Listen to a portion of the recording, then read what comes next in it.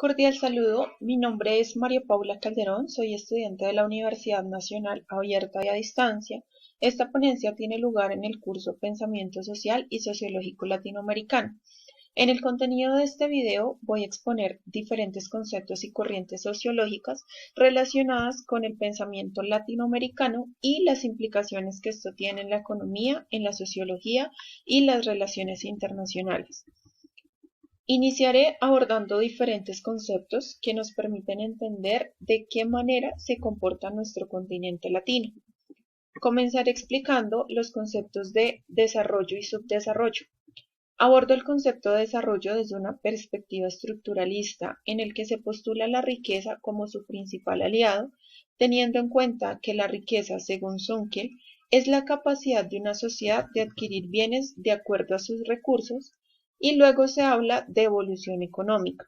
Lo anterior lo retomé de el concepto de desarrollo, posiciones teóricas más relevantes, de Mujica y Rincón en el año 2015. América Latina ha pasado por varios retos para mantener su economía, así que empezó su desarrollo con el implemento de maquinaria y nuevas tecnologías de producción. Sin embargo, toda esta inversión proviene de capital extranjero según Prebisch, que a su vez genera dependencia frente a las decisiones y recursos que se destinen para el crecimiento económico del continente.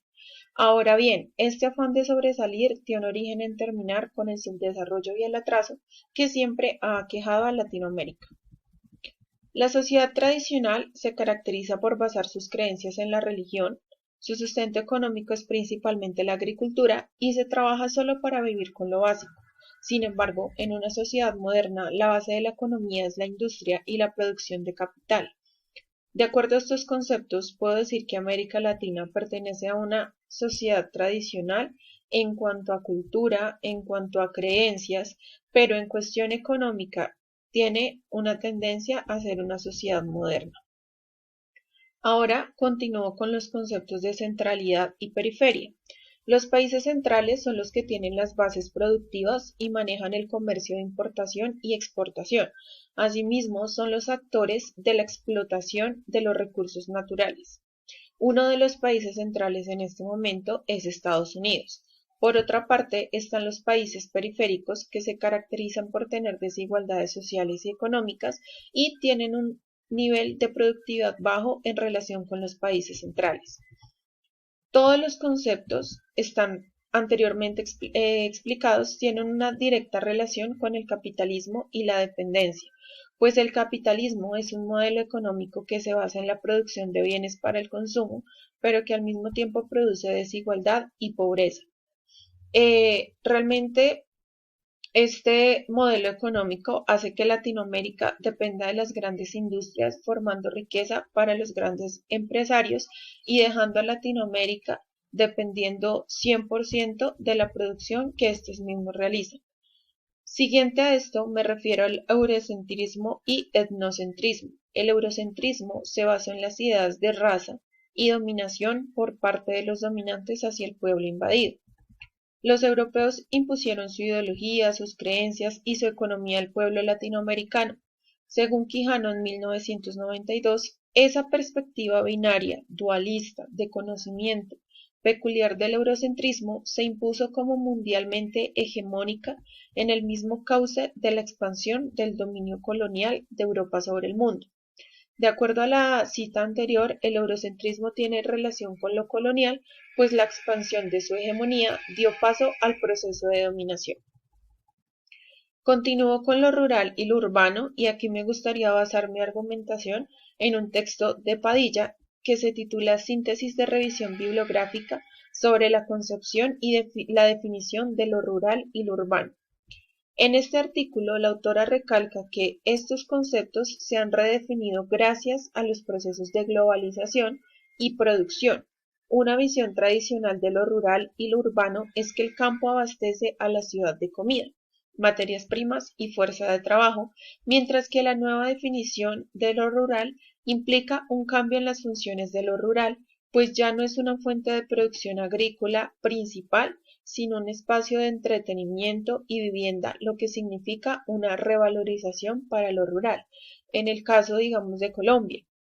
Lo rural antes era lo principal, los campesinos eran los que abastecían las grandes ciudades, sembrando papa, yuca y pues demás bienes, pero hoy en día, con la implementación del TLC o el Tratado de Libre Comercio, se exportan y se importan muchos alimentos de otros países, lo que deja a los campesinos en una condición precaria o en una condición diferente, donde la agricultura pues ya no es una base principal y por el contrario, pues empiezan a generar nuevos modelos de ingreso, como el turismo, como la vivienda, pues para poder sostenerse. Entonces allí pues realmente se cambia un poco lo que es la visión tradicional de lo rural y pues de lo urbano al mismo tiempo. Prosigo con las industrias culturales, que también hacen parte de los procesos globalizadores, ya que generan un consumo cultural. Las industrias culturales se utilizan con el fin de imponer modas e ideologías, principalmente en los sectores jóvenes. Para el caso de la música, las disqueras invierten mucho dinero en publicidad y marketing digital para poder llegar a muchas personas y así aumentar sus ingresos y ganancias. La mayoría de canciones que escuchan los jóvenes hablan de cosas cotidianas que experimentan en sus grupos sociales. La hegemonía no solo viene de parte de las industrias latinas, sino también de las estadounidenses y europeas. La mayoría de disqueras que promocionan los artistas más famosos son extranjeras. Y pues bueno, no solo como tal de la música, el cine, las películas, el teatro, incluso pues hay un autor que también resalta no solo o sea, no solo el consumo cultural por parte de música, cine, sino que también el hecho de el consumo por moda, el consumo del vestuario, eso también hace parte como tal de una industria cultural. Ahora bien, la hegemonía se puede entender como una fuerza de dominación que genera alineación de pensamiento y según Gramsci, el concepto de hegemonía permite comprender las relaciones de poder que se presentan en el orden económico, político, cultural e ideológico en una determinada estructura social. Esto se logra a través de una dominación ideológica, así que esta dominación se realiza a través de una ideología impuesta. Aquí también podemos incluir a la brecha del conocimiento y de la tecnología, en la que se utiliza el conocimiento como puente de manipulación y la tecnología se convierte en un bien consumista. En efecto, América Latina tiene en su organigrama político las dictaduras que se traducen en personalidades que imponen su ideología para gobernar. Asimismo, la mayoría de países son democráticos, pero esto no es más que una política impuesta. En la historia latina han existido varias dictaduras, inicialmente en los tiempos de la Guerra Fría. Se da una dictadura militar, daré algunos ejemplos. Nicaragua fue gobernada 42 años por una sola familia, los Somoza. Alfredo Stroessner gobernó en Paraguay de 1954 a 1989. Juan Domingo Perón gobernó desde 1943 hasta 1954, esto según un estudio de Arratia en el 2010. Ahora bien, después de un sinnúmero de dictaduras en Latinoamérica, se empezó a implementar la democracia, proceso que permitió a los gobernantes tener más tranquilidad pues al lanzar su proyecto político y de forma maquillada darle una voz al pueblo. Continúo con la segunda parte de la ponencia, en la que explicaré cuáles son las principales corrientes sociológicas latinoamericanas, cuáles son sus principales autores, postulados y la influencia que ha tenido en el desarrollo de la misma. La primera es la teoría desarrollista estructuralista de la CEPAL.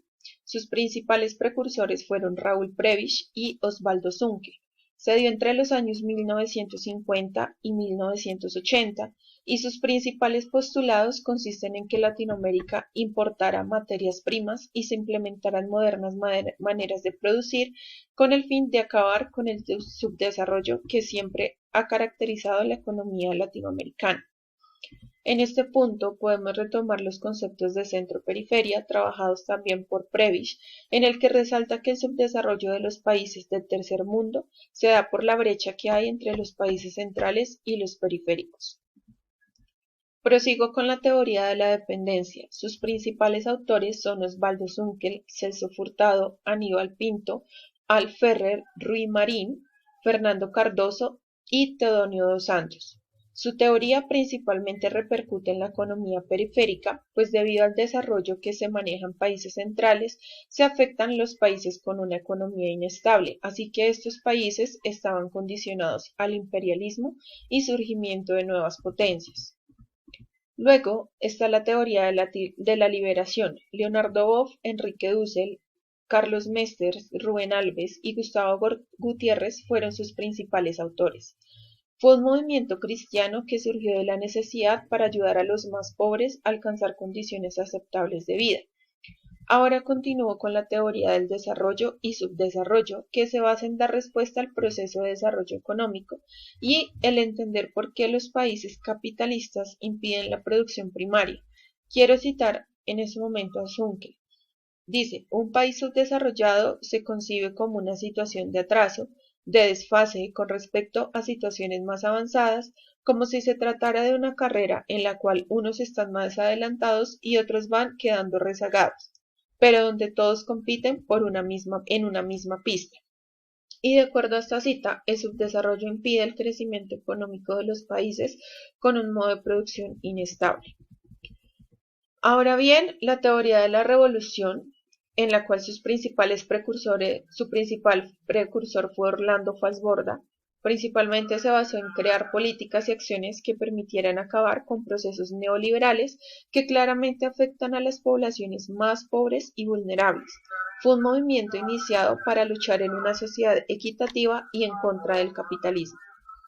Ahora defino las bases de la teoría de la decolonialidad del poder. Se define desde la idea de raza como un proceso de dominación en el que los indígenas, indios y negros eran los esclavos y los europeos o blancos, como ellos mismos se denominaban, fueron los que dominaron el pueblo latino. Aquí entra nuevamente el concepto de eurocentrismo, pues desde allí emergen todas las ideologías coloniales y sus principales autores son Aníbal Quijano y Walter Mignolo. Finalizo esta parte con la teoría de los estudios culturales. Aquí se estudia la cultura como un proceso hegemónico y dominante que se utiliza para manipular y para generar recursos económicos. De esta manera, la cultura pasa a ser un bien que también se puede comercializar. El estudio de las industrias culturales tiene el fin de conocer cómo podemos hacer crecer la economía. La comercialización de lo cultural se hace a través de los mensajes mediáticos. Tiene un aporte significativo desde un punto de vista analítico y psicológico, pues al estudiar las industrias culturales permite entender cómo se puede ejercer hegemonía en una sociedad. Para concluir con esta ponencia, voy a responder a estos interrogantes de manera argumentativa y de acuerdo a lo trabajado en el curso y a modo de reflexión final. La primera interrogante es, ¿cuáles son los nuevos escenarios que se evidencian en la sociología latinoamericana con relación a la explicación de las realidades propias de la región y cuál es la responsabilidad que tiene en la comprensión de complejidades de nuestras sociedades? Para empezar con esta argumentación hay que tener en cuenta que en primera instancia surgió una sociología colonial que se entiende como el proceso en el que la realidad de nuestra región es a partir de connotaciones europeas. Este proceso se ha llevado en los últimos 40 años y que ha construido un nuevo análisis de acuerdo a las realidades locales de manera primordial. Eso entendiendo que nosotros hemos atravesado por un proceso histórico y social muy diferentes a otros continentes. A partir de allí surge un eje de análisis como lo es el asunto indígena y pueblos originales, comprendiendo así que hubo un genocidio externo que impulsó otra cultura, un genocidio español que impuso sobre América Latina otras formas de ver el mundo y nuestra realidad. Es así como la nueva sociología tiene un nuevo reto y es trabajar la cultura no vista desde Europa, sino desde nuestros orígenes, de los descendientes de esa mezcla de los pueblos originarios. Procesos de liberación, por ejemplo, empezamos a ver que la cultura hegemónica es la cultura externa, pero que existen múltiples facetas de hibridez. García Canclini dice que nuestros elementos culturales parten de las características coloniales, pero que también parte de los procesos de liberación. Así también podemos llevar a cabo el concepto de afroamericanidad, proceso distinto a la de los pueblos originarios, pues los afros fueron traídos por los españoles para ser esclavos e impusieron una forma de trabajo y un mestizaje. En el proceso decolonial aparece el proceso étnico como un proceso de análisis para entender la realidad social. La segunda pregunta es, ¿cuál es la relación que tiene la crisis de la modernidad y la lógica binaria del colonialismo como la emergencia de nuevas formas teóricas de entender el poder y la política? ¿Y cuál es la relación con la emergencia de los nuevos movimientos sociales? La lógica binaria implicaba que la sociología interpretara las relaciones sociales a partir solamente de categorías que tenían dos opciones. Por ejemplo, solo se pensaba que había hombre o mujer, bueno, malo, riqueza, pobreza. Ahora, por citar un ejemplo, hoy en día existe todo un movimiento y un análisis de la sociedad LGTBI y que surge de la emergencia de grupos que se identifican sin una estructura social organizada. Así que si un sociólogo interpreta la realidad como las categorías solo de hombres y mujeres, estaríamos en ese plano cartesiano moderno donde solo existe Y o B. De acuerdo a eso, nosotros hoy en la sociología entendemos que no existen esos dos planos en esta relación de los procesos de género como binarios, sino emergen a partir de la diversidad. También es importante hablar del gran movimiento marxista, como es la influencia de la lucha de clases y las relaciones de burguesía y proletariado, como forma de disputa en esa época y que esa confrontación era quienes poseían y quienes no, era la disputa social por excelencia. Ese era el escenario en el que se construía el poder y el Estado. Hoy claramente ese concepto está desarrollado, no necesariamente superado. Hoy aparecen otras características de la organización social como empleados independientes, informales, precarizados, los tercerizados, y emerge una idea de disputa binaria. Personas subalternizadas no solo por su clase, sino por su condición de género, raza. Entonces, eso generó movimientos que disputaran más allá de forma transversal y que iniciaron otras disputas contra la clase burguesa. Es así como Chile, Argentina, Brasil y Colombia en los últimos meses han estado buscando incluir esa diversidad e igualdad en sus procesos de gobernación. Para finalizar con esta argumentación, cabe mencionar la importancia del movimiento ambientalista. Antes se entendía la realidad económica como productiva e improductiva, progreso, estancamiento, nuevamente volviendo a la crisis de la modernidad y citando las opciones binarias. Entonces se podría suponer que el progreso en las sociedades está anclada a producir muchas mercancías, pero hoy en día, en la actualidad, está anclada a la idea de desarrollo sostenible, porque hoy en día no se pueden producir teléfonos, autos y demás mercancía sin pensar en el ambiente, ya que esto repercute claramente en un proceso que afectaría directamente a la humanidad.